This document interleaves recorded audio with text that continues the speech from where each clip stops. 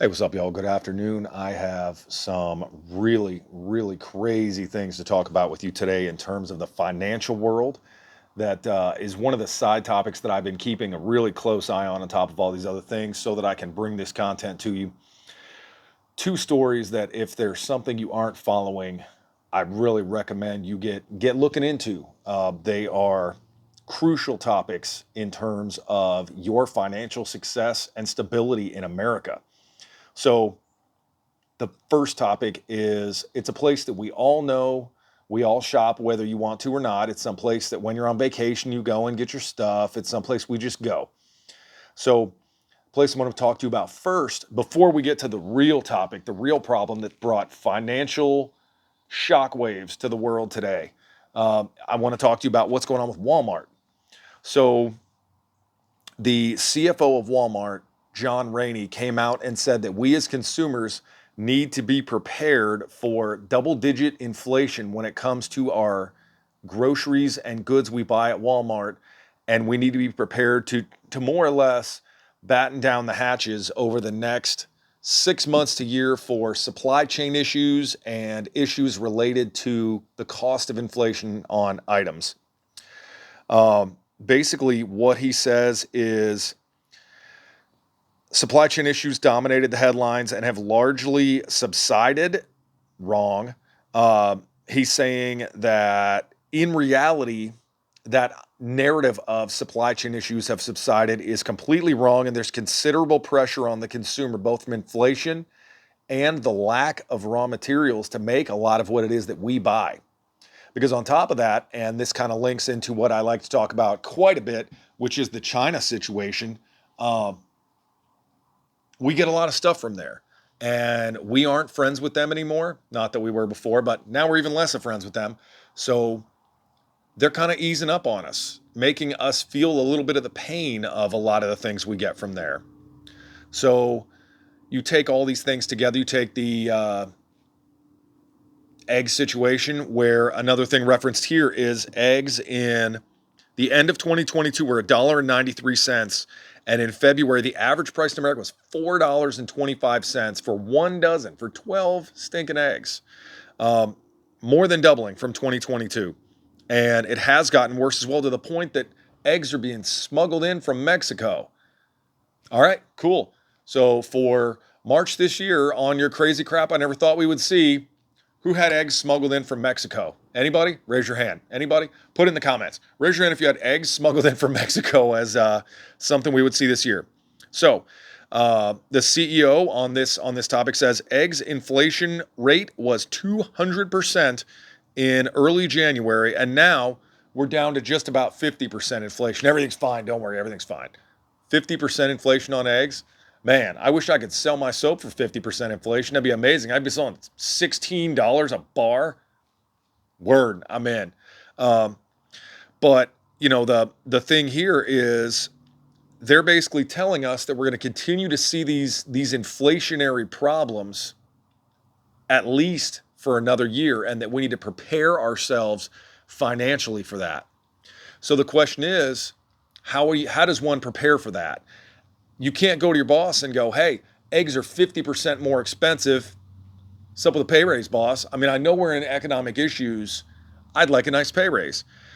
And really what they're saying is, hey guys, sucks to be you. Big deal. Sorry. So we're seeing essentially most materials and consumable items from Walmart are now at a 50% markup, inflationary wise. That is absolute craziness. So another facet of this is Walmart is pivoting away from brick and mortar. They want you to focus in on Amazon.com because that's where the real margin is. They make about 70% margin on average, according to David McMillan, who is their CEO. And over the next 3 to 5 years, they're going to be switching over from brick and mortar to either employee-less brick and mortar, where you're going to see you go in the door, scan your little membership card. Everything you pick up is tracked via artificial intelligence, which we've already talked about on several episodes, and I'll link in the description, and order from home. where the people who will be there, their entire purpose there is going to be to fulfill orders and get them sent in the direction they need to go. So it's really interesting that we're going to see the end of Walmart as a place you can go get some stuff. If your kid, like, I don't know, maybe a real life instance, comes home and tells you tomorrow that they have to have 20 cupcakes. Weird, almost like that's happened to me. Where you now have to get on Amazon.com, pay for, or Amazon, Walmart.com, pay for early ordering and get it sent to your house at 3 o'clock in the morning. So that's the thing here, is that Walmart is signaling to us the end of its era as a brick and mortar and as a changeover to an e-commerce company. At the same time, they're telling us, hey, get ready, things are going to get worse. So that's really the first thing I want to bring to y'all's attention, that we have to start getting prepared. We have to start getting financially ready, because these companies are coming out and telling us. And this next story is another one where it is absolutely terrifying what has happened to the stock market today based on what I'm going to talk to you about. I actually got two more things we're going to talk about. So we'll hit the middle one and then we'll finish up with that. But, you've got Walmart telling us, hey, everybody, get ready. Start preparing financially because things are about to get super expensive. So that's the first thing I want to bring to y'all's attention, is to start looking into securing your finances in such a way that you're prepared, either financially or preparationally is not a word. I'm making it one. We do about once a week where we make a word. This week's preparationally. Ready for this situation. So second thing I want to talk to y'all about, I've recently added a link in the description called Buy Me a Bourbon. And I want to thank someone in specific. I won't name you personally, but thank you very much. The next topic is crucial for your Buy Me a Bourbon. And thank you very much for donating $5 toward this lovely glass of bourbon that I'm about to begin consuming, as we talk about why the stock market fell on its butt today and why that is extremely problematic in terms of why it did and what caused it to happen. So, cheers to the stock market. Oh, that's good. Good bourbon. So, the stock market this morning started off on a nice, reasonably high note, up about 3.5%. And word came out that a bank that finances Silicon Valley, which is our hotbed of technology, has essentially admitted that the inability of banks to lend money to each other and lend money to other businesses based on high interest rates, the lack of liquidity in businesses, and people just not buying their products has led to a $2.25 billion failure, which recruited its way down to a $21 billion loss in treasury bonds and a $1.8 billion balance sheet hole. So this company called Silicon Valley Bank basically lends their money out to the Apples of the world, the Palo Alto cybersecurities of the world, and gives them the money to build the things they want to build. And they have been doing this for quite a while. So what happens, they lend out all this money and these Silicon Valley companies pay it back to them over time, just like you would a mortgage or any other thing. But they have all this money in treasury bonds and these other sorts of government-backed capital. Well, with the stock market doing so poorly, they aren't getting return on investment. And then these banks, no one is buying their loans. Banks make money from loans. They don't make money from you direct depositing your money. They don't do that. They make money on mortgages. They make money on interest. And what is happening is people are not borrowing. The interest rate is too high. There is too much volatility, too much uncertainty. So these banks are not having the ability to lend people money. So they're having a $1.8 billion shortfall. Billion with a B. And this is a smaller bank. Thing that is the problem here, this smaller bank that I imagine most of y'all have never heard of caused the stock market to end up down about 4.5% today. This stock, SVB was their ticker, lost 60% of its value in one day, to the point that it was halted, and then delisted. And here's what the problem is there that I see.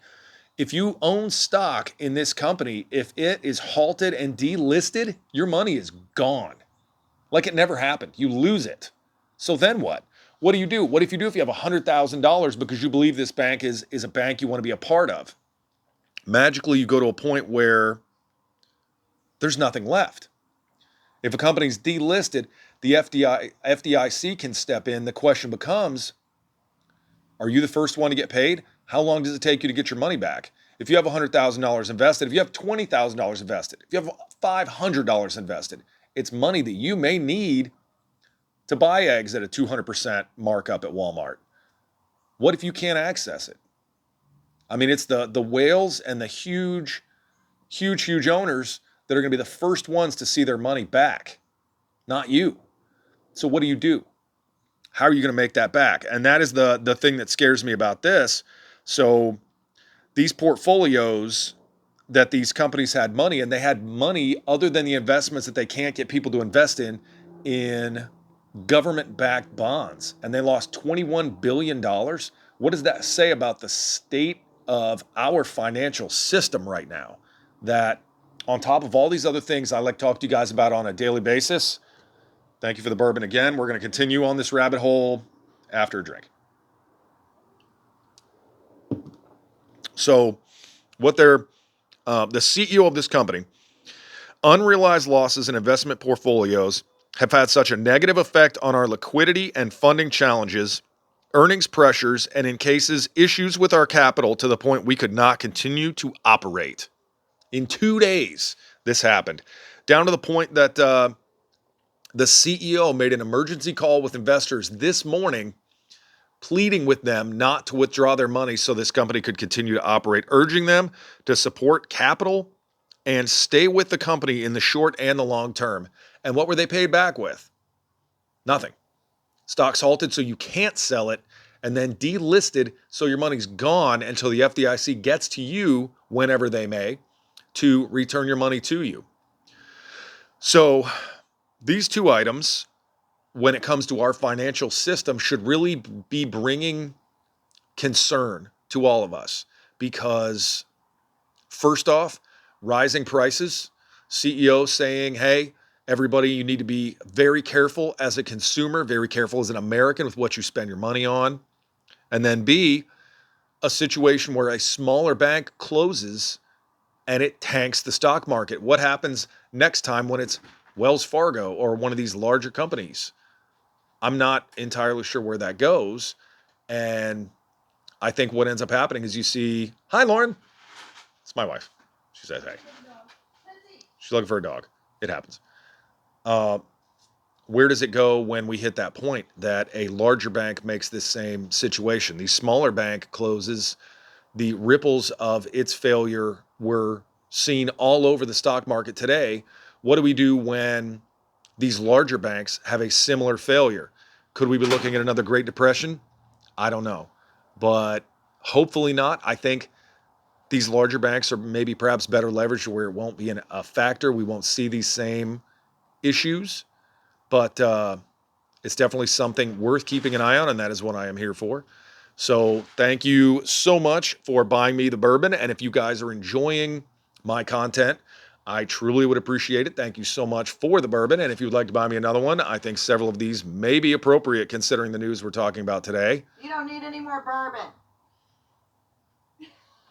Rude.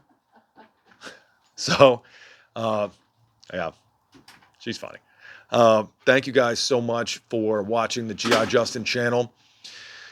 Hit the old subscribe button so I can keep bringing you this kind of information. It really lets me drill down and track on what it is that you guys want to hear from me, because I like to get this information and put it in a way that is easily understood and easily honed in on. So thank you guys so much. I've got some great content coming for you this weekend.